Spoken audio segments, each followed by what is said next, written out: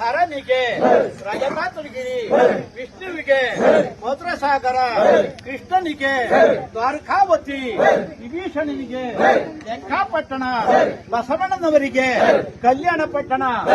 ಅಂದರೆ ಬಸವಣ್ಣನವರಿಗೆ ಕಲ್ಯಾಣ ಪಟ್ಟಣ ಯಾಕಿತ್ತೆಂದರೆ ಜಲಮಲ್ಲಿಗೆಯಲ್ಲಿ ಮೋಕ್ಷ, ಮಲ್ಲಿಗೆ ಪುಷ್ಪದಲ್ಲಿ ಅರಮನೆ. ಅರಮನೆಗೆ ಏನೇನೆಂದರೆ 395 ಹೊನ್ನ ಕಳಶಗಳು, 84 ಬಿಗಿ ಬಾಗಿಲುಗಳು, 64 ರಾಜಬೀದಿಗಳು, 64 ರಾಜಬೀದಿಗಳು.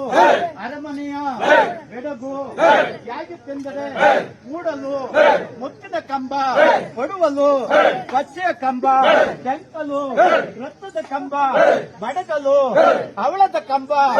ಈ ನಟ್ಟ ನಡುವೆ ಅದು ಶೂನ್ಯವಾದ ಸಿಂಹಾಸನದ ಗದ್ದಿಗೆಗೆ ಏನೇನೆಂದರೆ ಗಾಜಿನಲ್ಲಿ ಕಟ್ಟನೆ, ಸಾಧಿನಲ್ಲಿ ಸಮಾರಾಧನೆ, ಮುತ್ತಿನಲ್ಲಿ ರಂಗೋಲೆ, ವಿಭೂತಿಯಲ್ಲಿ ಕೋಟೆ, ರುದ್ರಾಕ್ಷಿಲಿ ತೆನೆ.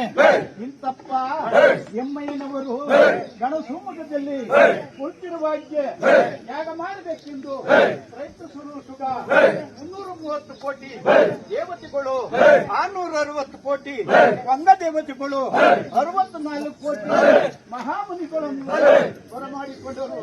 ಬಹಳರೆ ಮಹಾಮುನಿಗಳು ಬರುವ ದಾರಿಯಲ್ಲಿ ದಕ್ಷ ಬ್ರಹ್ಮನು ಎದುರುಗೊಂಡು, ಸ್ವಾಮಿ ದೇವರಿಸುಗಳಿರ ತಾವು ಎಲ್ಲರೂ ಎಲ್ಲಿಗೆ ಹೋಗಿವ್ರಿ ಎಂದು ಕೇಳಲು ಸುಖ. ಆವಾಗ್ಯೆ ಅರುಳೇಳು ಗುಣಕಾಷ್ಟ ಪರಿಪೂರ್ಣರಾದ ಪರಮೇಶ್ವರರು ಯಾಗವನ್ನು ಮಾಡಲು ನಮಗೆ ಆಗನ ಪತ್ರವನ್ನು ಕಳಿಸಿ ನಮ್ಮನ್ನು ಬರಮಾಡಿರುವರು. ನಾವು ಅಲ್ಲಿಗೆ ಹೋಗುವೆಂದು ಹೇಳಲು ಸುಖ. ಆವಾಗ್ಯೆ ದಕ್ಷ ಬ್ರಹ್ಮನು, ಸ್ವಾಮಿ ದೇವರಿಸುಗಳರ ನಾನು ಸಹ ಪರಮೇಶ್ವರನ ಸನ್ನಿಧಾನಕ್ಕೆ ಬರುವನೆಂದು ಅವರ ಹಿಂದೆಲೆ ಹೊರಟನು. ಅಷ್ಟರಲ್ಲಿ ಎಮ್ಮಯ್ಯನವರು ಎದ್ದ ಬದ್ಧರಾಗಿದ್ದರು. ತಾನು ಬಂದಕ್ಕೆ ಸ್ಥಾನಮಾನಗಳಿಲ್ಲ, ಗರುಡ ಮನ್ನಣೆಗಳಿಲ್ಲ. ಈ ನೀತ ಪರಮೇಶ್ವರನ ಸನ್ನಿಧಾನಕ್ಕೆ ಬರುವುದೆಂದು ಅಹಂಕಾರದಿಂದ ಒಮ್ಮಿನ ಇದನ್ನರಿತ ಎಮ್ಮಯ್ಯನವರು ಹಸ್ತವನ್ನು ತೋರಲು ಹಸ್ತದಿಂದ ದಕ್ಷಿಣ ಹೋಮಗೊಂಡದಲ್ಲಿ ಬಿಟ್ಟು ಭಸ್ಮವಾಯಿತು. ಈ ವಾರ್ತೆಯನ್ನು ಕೇಳಿದಾಗ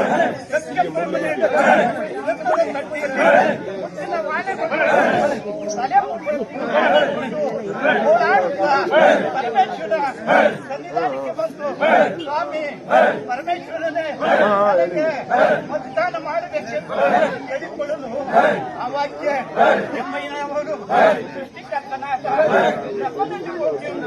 ಹೇಳಿದರು. ಸ್ವಾಮಿ ಸೃಷ್ಟಿ ಕರ್ತ ದಯ ಸರ್ವಕ್ಕೂ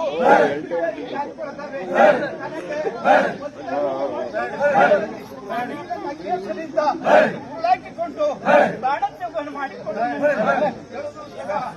ಆವಾಗ್ಯೆ ಎಮ್ಮಯ್ಯನವರು ಕ್ಷಣಕಾಲ ಯೋಚಿಸಿದರೆ ನನ್ನ ಎತ್ತಕ್ಕೆ ಬಂದ ಬರುವುದೆಂದು ದಕ್ಷಿಣ ಸಿರಿ